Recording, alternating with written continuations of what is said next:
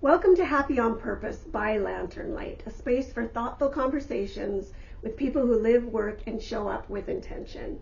I'm your host, Janess, and today I'm joined by Tyne, Buchy. I almost said timed by joined by, this is real, it's live, we're going with it. Tyne is a registered clinical counselor and the owner of a group counseling practice here in the community. But what stood out to me as I spent time with her work is the way she holds both care and responsibility for clients, for clinicians, and for the systems we work within. In this conversation, we talk about what it means to support mental health in a sustainable way, not just in the therapy room, but in leadership, in everyday decisions, and in how we stay human while doing meaningful work. This isn't about having it all figured out. It's about noticing what actually matters and learning how to carry it with steadiness. Tyne, I'm really glad you're here and welcome. Thank you. Thanks for having me. Yeah. It's a really big honor, actually, to be able to be on the show, so really grateful. That's awesome. I think it's an honor for the community to hear what you have going on. You're doing some pretty great work. Thank you. Yeah. This is the first time I think we've officially met, although we travel in the same Facebook circles. I mean, I feel like maybe once at one of the socials. Yeah, like very early on. But Could be. So we are going to try and keep this to between 35 and 37 minutes. So we're just going to dive in so that you can get the good information out. Awesome. When people hear what you do, they often focus on the title of a counselor, right? A clinical counselor. But what actually matters most to you about your work and the way you live? That's such a good question. I was thinking, how do I answer this when you told me about the questions? But I think for me, it's like the integrity, right? Like I think, in BC, we have a lot of diversity in mental health. We have a lot of different designations in mental health. And I think we have a lot of great practitioners that come from all different titles. Yes.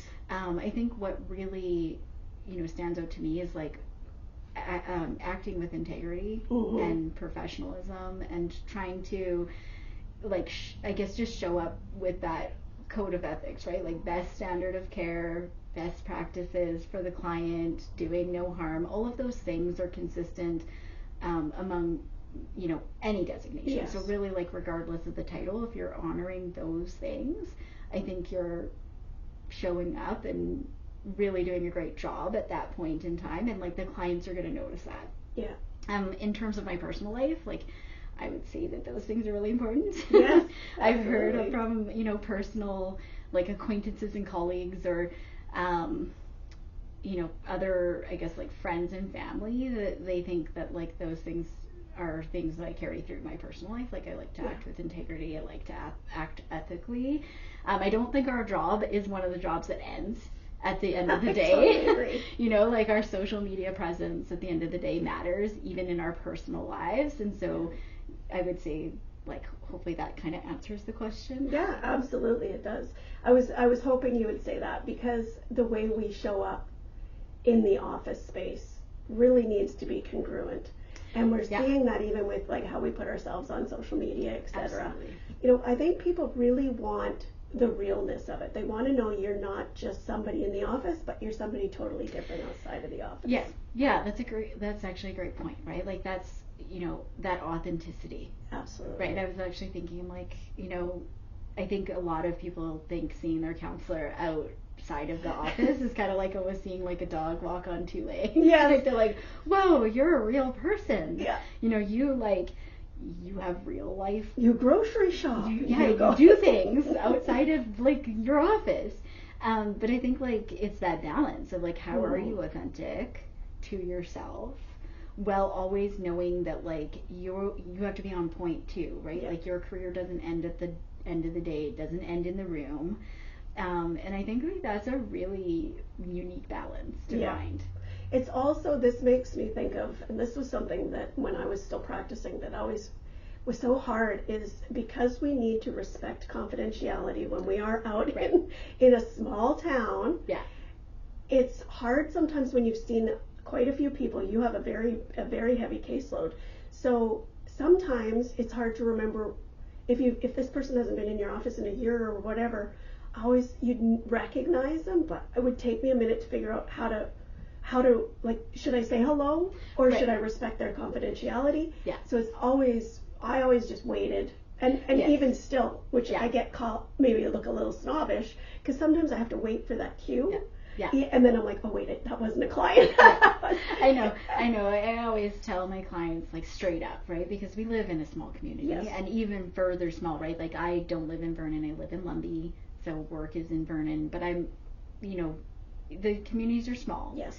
There's a lot of, like, overlap.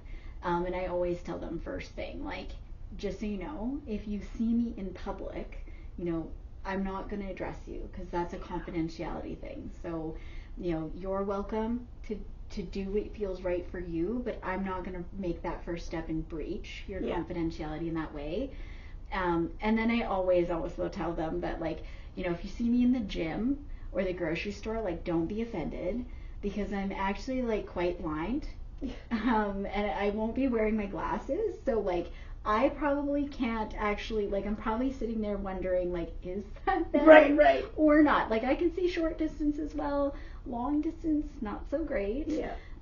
So, yeah, I think they appreciate that because it takes that pressure off of them, too, of, like, whoa, do I say something? Do I not say something? Yes. Is she going to be offended? And, like, am I feeling offended because she didn't? So, yeah.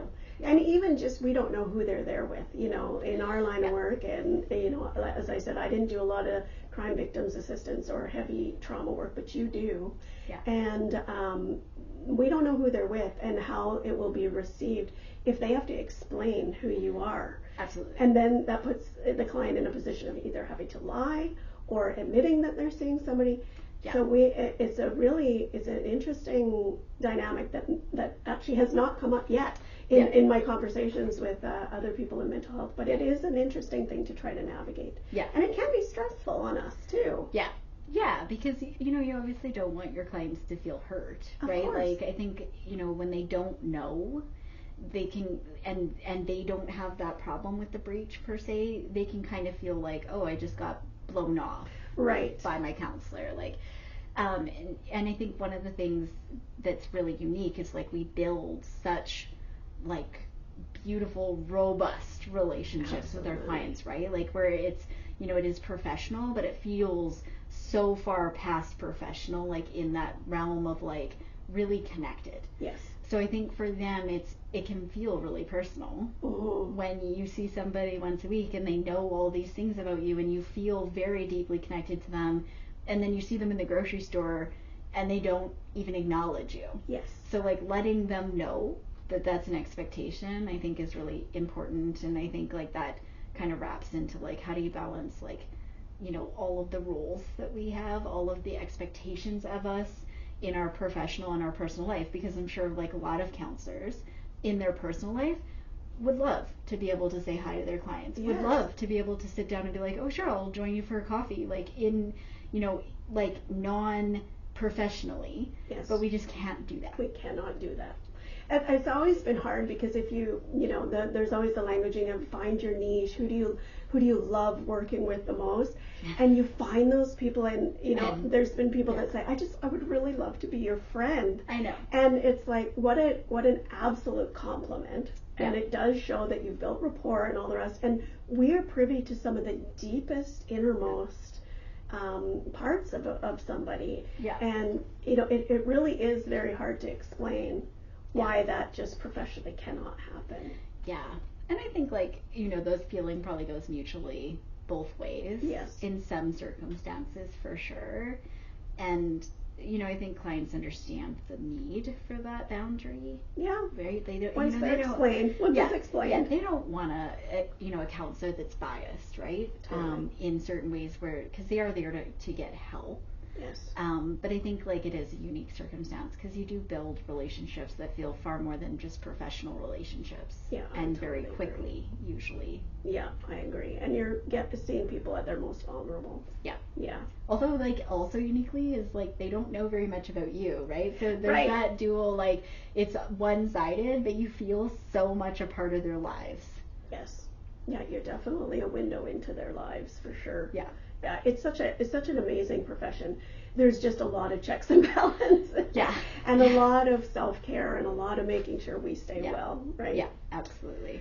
I love this next question, so I'm going to ask it. But what was there a moment in your life or career where something shifted and you realized you wanted to do things differently? And the reason why I love it is because I think back to like my first counseling session that I did alone, the solo, and you have such great aspirations. You're trying to be all the things you're supposed to be. And then at some point, for me, I had a moment where I went, oh, this is my sweet spot. I'm going to morph my business this way. Right. Yeah. So just to clarify, like, you mean like in my whole lifespan, like even how I got to counseling, or do you mean in counseling since I'm here? Well, let's do how you got to counseling, right. And then that's always a fun story. Yeah. I got to counseling kind of by accident. When I as background history, I worked in kinesiology for a very long time. That's my background, and I worked specifically in like cancer rehabilitation. And it was kind of, a little bit where counseling is now, very unregulated industry, very undervalued industry in terms of like being a healthcare professional, and I needed to make a change. And so the change was actually law school. Wow. So I was prepping to go to law school, and I started having a lot of anxiety about like, wow, I'm going to have to drive almost 3 hours one way to get to UBC, and how do I manage that with, at that time a family and all of the things, and like being a mature student going back to law school, and then at the time my best friend called me and she's like, hey, just listen to me, hear me out. Yeah. She's like how about you don't go to law school and you come and do your master's with me in counseling psychology, and we'll be counselors. And I was like, what does that even mean? Right. And she's like, well, like, you always wanted to go into psychiatry, so you'll be like kind of in that world, but like you'll do the therapy part. Mm-hmm. And like I think this is like the first time that I I always wanted to be in medicine before life took me not in medicine. And so I was kind of like thinking like, okay, like that's close to medicine. Yeah. And so I think that day I literally like phoned my parents and I'm like, hear me out. What if I don't go to law school and I just do this program? And I kind of like, sorry mom and dad, but like I kind of made it seem like I did a lot of research right on this program. And really like my best friend kind of like was like, I did all the research. You're it all her. checks out. Just trust me. So that's kind of how that happened. I literally applied that day, enrolled in, I think, the September start with her, the January start with her, I can't remember. And it was like, we're going. We're just doing it. And it was like a, life-changing decision. I love what I do now. I'm really grateful that I did that. I'm grateful I'm not a lawyer. Yeah. In some ways. And the lawyer bill and the years and years and years, yeah. Yeah, I'd probably still be a junior lawyer somewhere, to be honest. Yeah. So that's kind of how that happened. It was a really happy accident. It was kind of in a way a full circle moment for me, because like I said, when I graduated kinesiology, it was late when I figured out I wanted to go to med school, and it just wasn't feasible to do the things I needed to do to get there. It'd be like I would still be in med school right now, trying to get it done. So it was kind of like a full circle moment of like, how can I help people in a meaningful way where I'm actually, getting to do that, but I'm not having to spend, years and years and years doing more school and upgrading and doing all the things that I didn't do to be able to do it. So yeah.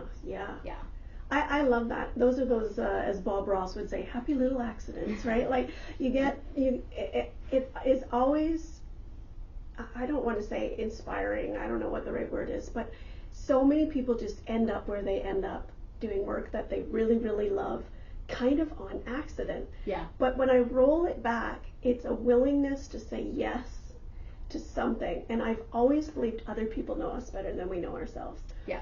We get in our heads and we think, oh, I come across this way, I look this way, or whatever. But then you ask people that know you, and they're like, what are you even talking about? Like, that is not who you are. So I love that your friend knew you and said, hey. Yeah. I mean, I think she just didn't want to do it alone. Hilarious. But yeah, it worked out really nice. I mean, I think I was on the fence about law school anyways, like just that huge commitment that late in my 20s. But that doesn't sound old now. No, isn't that funny? I'm like, late in your 20s, you're just starting, right? Yeah. But for school and like a 4-year program and the commute and the, you're already like you're kind of like restarting your life at that point, right? So. Yeah, reinventing for sure. Yeah. Yeah. Well, that kind of answers that. But what about when you first started? Where did you think you were going to, like, what type of clients did you really think that you would be helping? Were you feeling drawn to trauma or relationships or? That was another like kind of accident. So my work, as you know, they probably don't know, is so I do primarily a lot of work with trauma, a lot of work with complex trauma, developmental trauma, so that's like the early childhood trauma, attachment trauma. Borderline personality disorder is huge in my practice. I would say like anywhere at some points in my caseload, it can be up to 90% of my practice is BPD. That's heavy. Yeah. So, and that kind of happened because when I did my practicum, I did it through a wonderful agency in Vancouver, Moving Forward Family Services. And they're really, really integrated in the community with regards to connections to hospitals and the psychiatric units in hospitals. And so they get a lot of referrals there for people who are coming out of those programs or people who, don't meet qualifications or on long waits for Fraser Health, all of that, right? And a lot of the people that I would get are people that just by happenstance, had bipolar or borderline personality disorder. So my whole practicum was that. And you kind of just like, you start having to develop skills to work with people that, you're seeing in practicum, and your supervision becomes about that, and all of the feedback you get becomes about that. And so really, like, when I left there, they don't do employment opportunities, they do what they call association. So you can associate with them where you take clients that need low income, so really reduced fees, but they don't take any money for that. They just send those clients because their internship program at that time was completely free. So these would be clients that have a little bit of reserves that they don't need completely free. Right. So they send them to these counselors that graduated from their internship program and are willing to do extremely reduced cost sessions. So that's awesome. So that's kind of where I started, and like with that, you're getting the same stream of clients. So then it's like, okay, you keep building your skill set, and I honestly kind of just thought, like, that is counseling. This is counseling. Like, it wasn't until I met a good colleague of mine in Vancouver. It was after COVID, and she was telling me that she only works with people who have burnout, stress, and they're high-level executives. She doesn't do trauma work. That's what she said at that time. It's changed a little bit now. And I literally was like, what?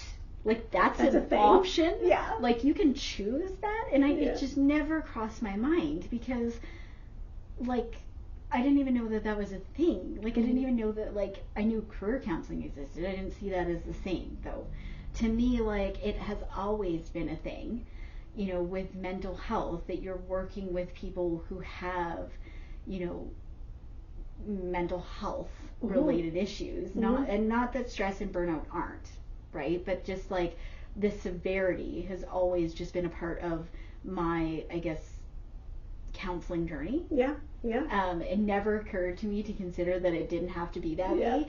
I wouldn't change it. I think the work that I do is really important. I think that one of the draws to it is that, a lot of counselors shy away from doing the work. They find it really taxing, really, intense, and it certainly can be.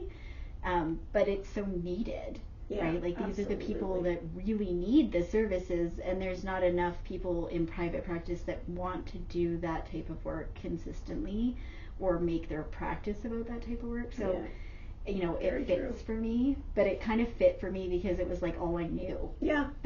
But that's okay too, right? I mean, I think if you don't have that base, pardon me, it's not going to be something you're going to choose.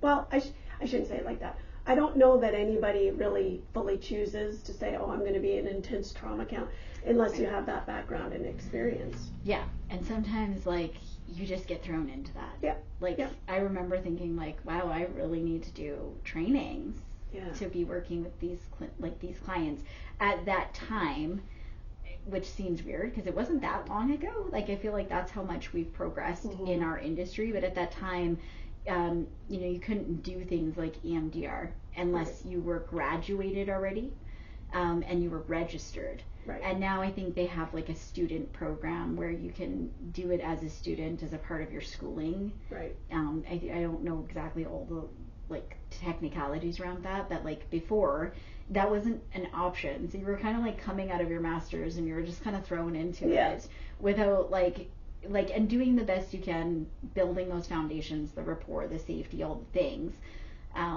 But yeah, it was like, I remember thinking like, I need to find trainings that are accessible to me right now, while I'm in practicum. Yeah. And I mean, as part of our professional development, I don't know if people really understand the level of training that we have to continuously be doing. Like, you know, and have a supervisor and have the trainings and accountability and, you know, all the things that are so important to keep our clients safe. Yeah. Just the level of reading. Yes. Like yes. The amount to stay of current. Yeah, the amount of reading to do on all the different topics in mental health. Like even if you only niche in one or two things, because there's just so many new books, there's so many new podcasts, there's so much new material all the time. And I think too, like a lot of clients come in and are like, have you read this book? What do you think of this book? And you're kind of like, there's a million of them. I'll put it on my reading my reading list for 2026. That's probably going to roll into 2027, honestly. And really, truthfully, if it resonated with them, that's all that really matters. You know, I used to always think, whatever, if they would come in and say, oh my gosh, I read this thing, and whatever, have you ever read it? The odds are I don't have to read it.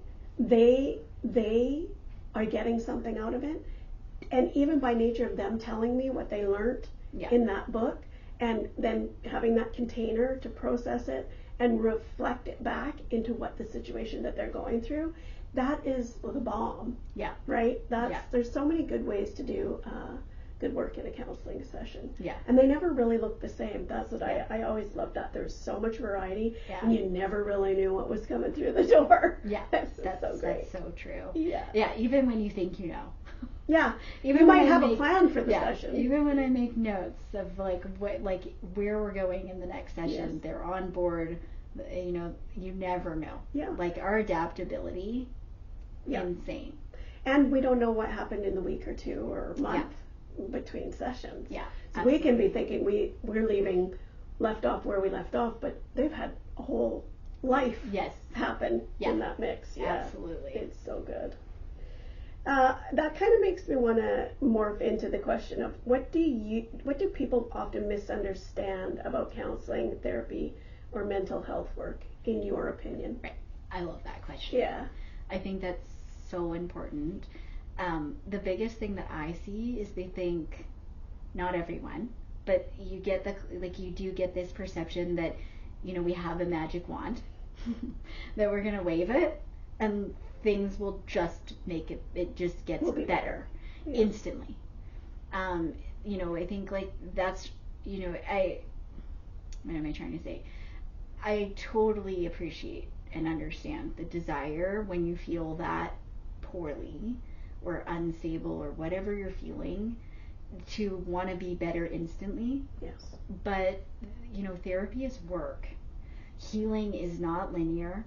You know, we often think that it's just this nice graph, it's going upwards all the time, and it's not, right? And that's not life. No. Nobody's life is this nice graph that's just going upwards all the time. But I think we often think, or a lot of people can think, that, you know, the work is done only in therapy. They don't need to do anything on their own.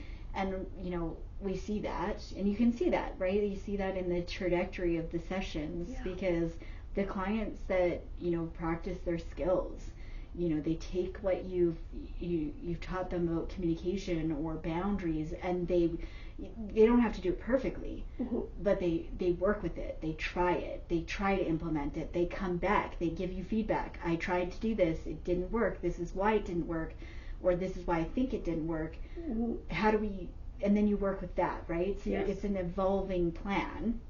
And I think, it can be this misconception that you show up the 50 minutes, you talk about your stuff, and then all of a sudden, you're not angry anymore. Yeah. Or Tyne will have the answer. Yeah. That's another thing. Yeah. I don't have all the answers. No. A lot of the times, I get clients, and I love that. I love it when clients ask me questions, and I have to sit there and be like, that's a really good question. I don't know. I have to let me sit with that, or let me think about that. But I do think that's kind of a thing too. I think they think that we know all of things, and that we remember all of the things off by heart.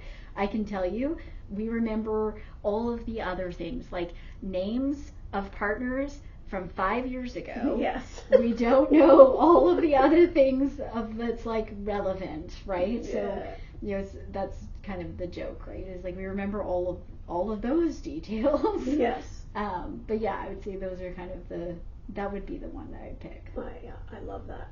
I think that's I'm so glad you said that, because that has always been, well, I think I'll just go talk to a counselor, and there's this feeling that they just need one session.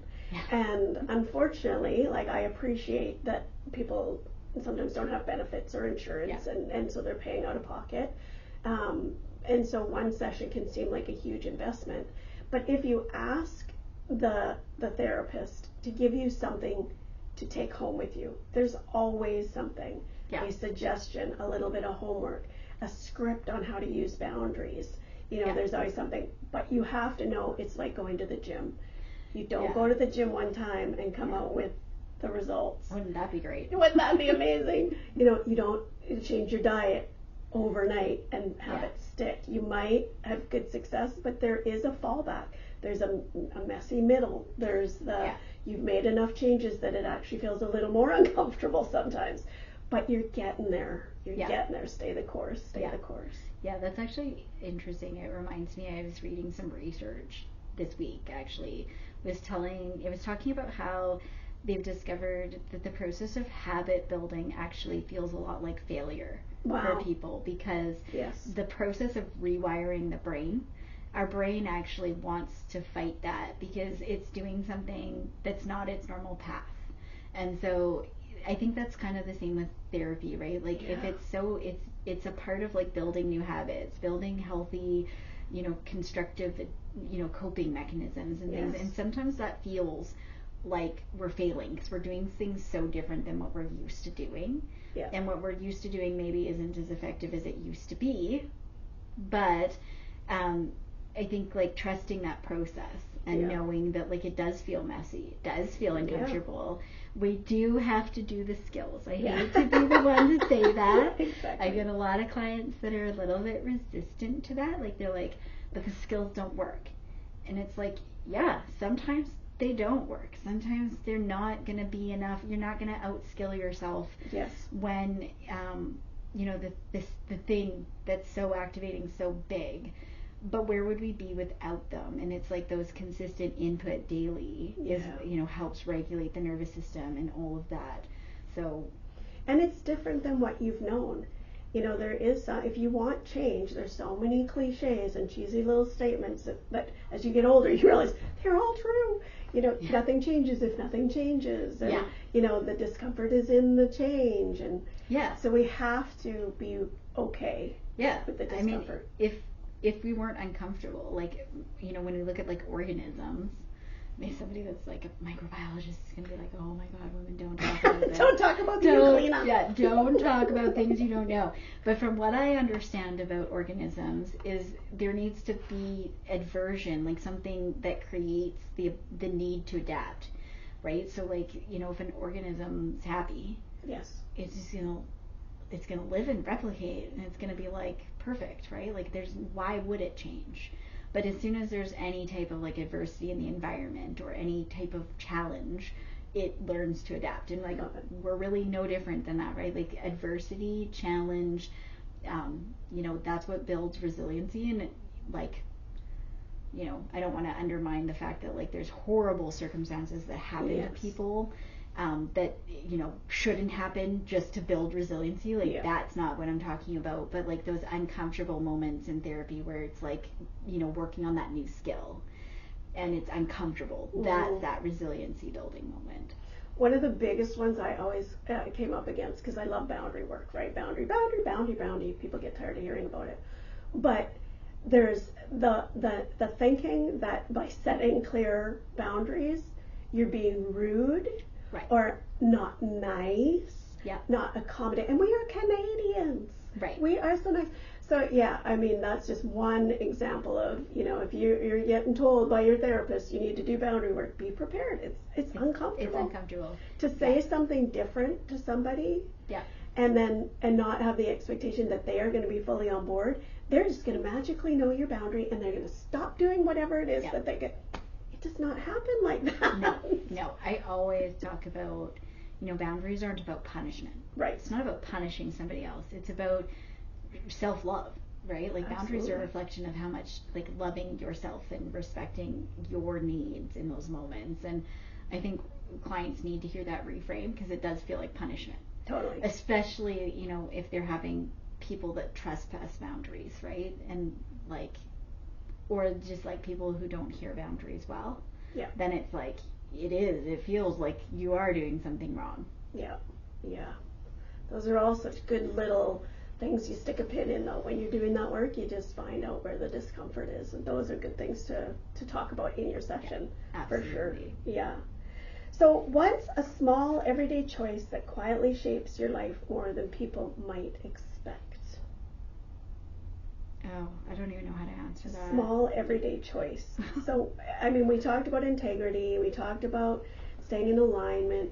What would be one thing you could offer in a day that can help people keep? Oh, for them, not for me. Yeah. Well, let's do for you. Let's do for you. Me? Actually, how do you? I mean, I think it's the same for me, and what I would say for people is like, I think if I had to pick one thing, I think I'd honestly, after really looking at the research, I'd pick mindfulness. Yeah.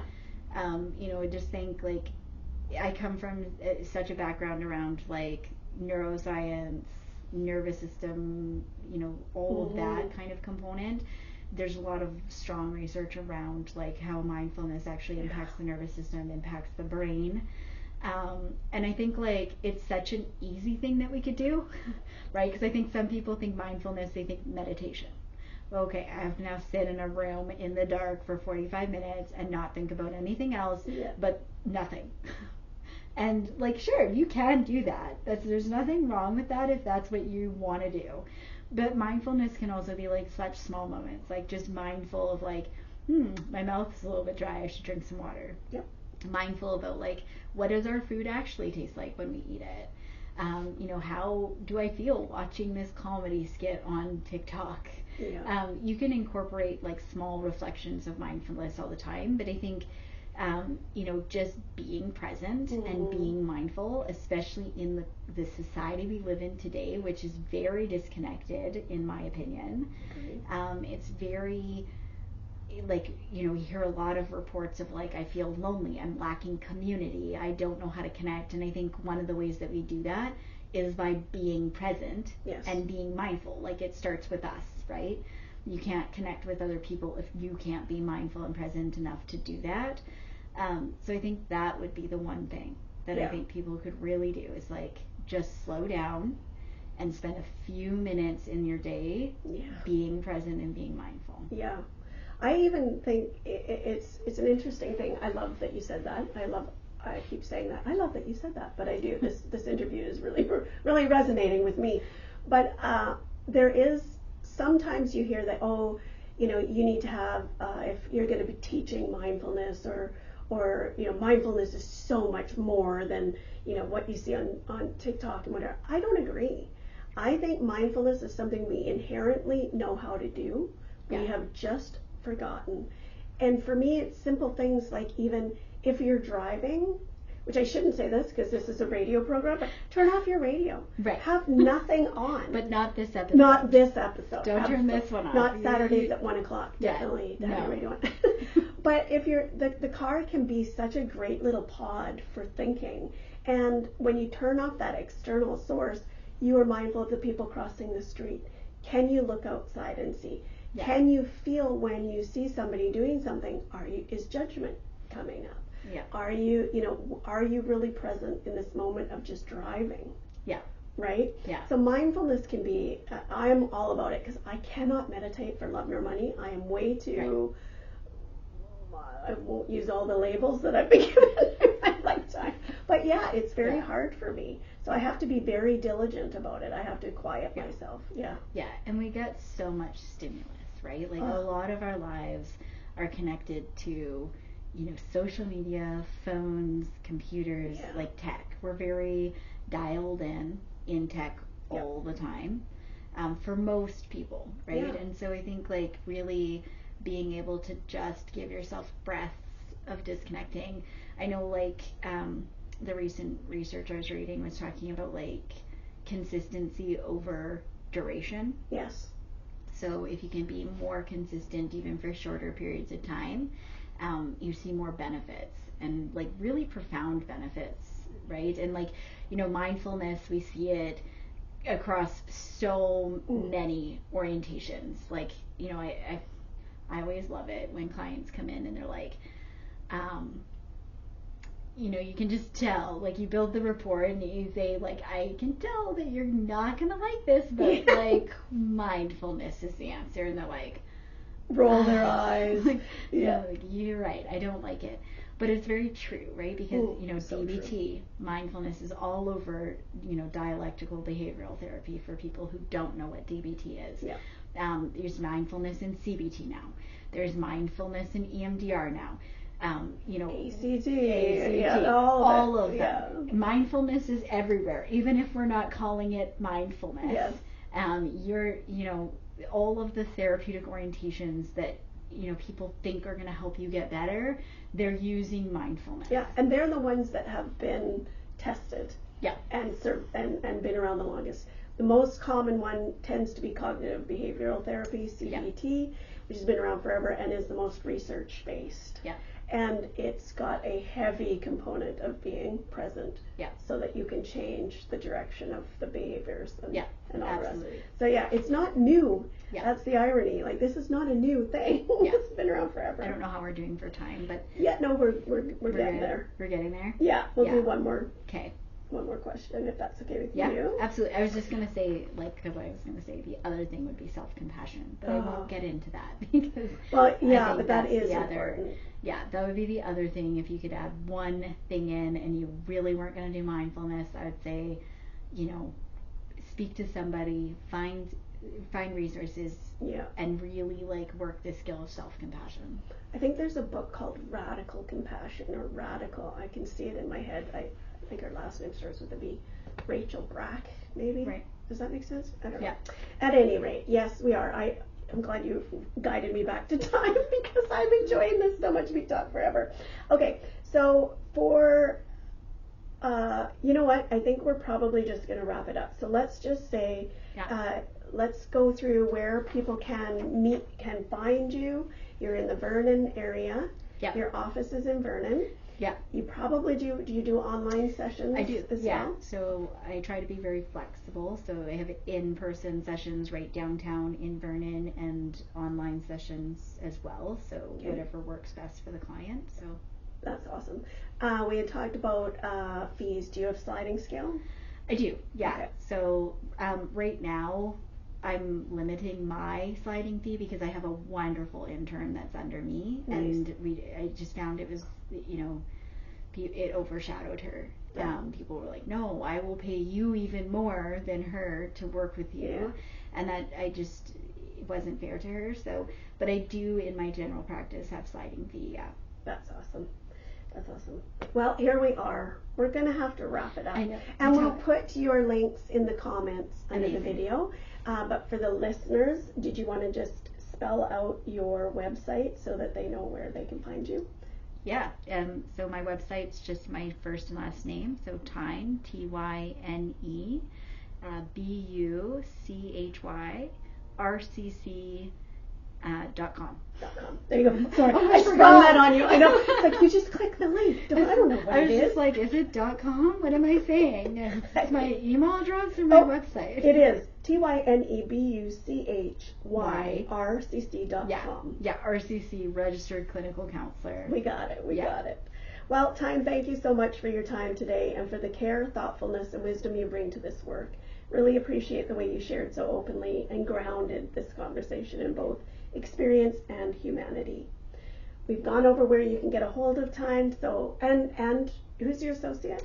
Her name's Crystal. Crystal. So she's on the website as well. She's on the website as well. Okay. So if you're needing maybe to save a little money while she's doing her, she's in her practicum, is that what she's in her practicum, Okay. but she came from a bachelor's of social work, so Oh, she's worked in the industry for many, many years. I'm very, very lucky to have her in the practice. Very well versed. Oh, that's awesome. Well, this has been Happy on Purpose by Lantern Light. I'm Janess. Thanks for listening, and I hope something from this conversation stays with you. Have a great day. Thanks, Tyne. Yeah, thank you.